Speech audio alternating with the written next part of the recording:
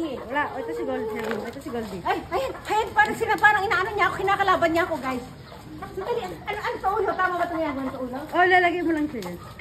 Ayan, naumano na. Dali lang. Diba? Tama. Tama ba? Ayan, kabila naman. Bahati natin ito. Ito. Ayan. Ito, ako na ako. Dali, kinukuha pala yan. Ayan. Tama, isang ano lang, isang dakot lang. O, dito, ano pa meron? Dalawa na lang. O, yung ito? Ayan. Ayan. Asa yung plato niya? Yung plato nito ulo, walang plato to. Ha? Oh, ang tagal yung ulo. Mag-ano mo, flat muna tayo, di ba? Stomach in, chest out, sweat out. I-push ang bewang, i-pull ang balakang. O, tayo. Yung ulo dyan. Sige, okay lang yan. Flex, flex, flex. O, di ba? O, yan. Yan, si Don Ulo yan, guys. Napakilala ko sa inyo. Dito pa tayo sa hacienda. Yung dalawa pa.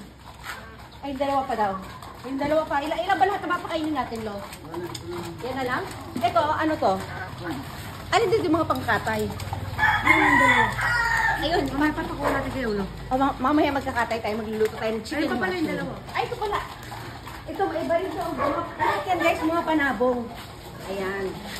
Mga panabong yan, guys, sa kay shout out nga pala kay Kuya Luis. Sandali lang.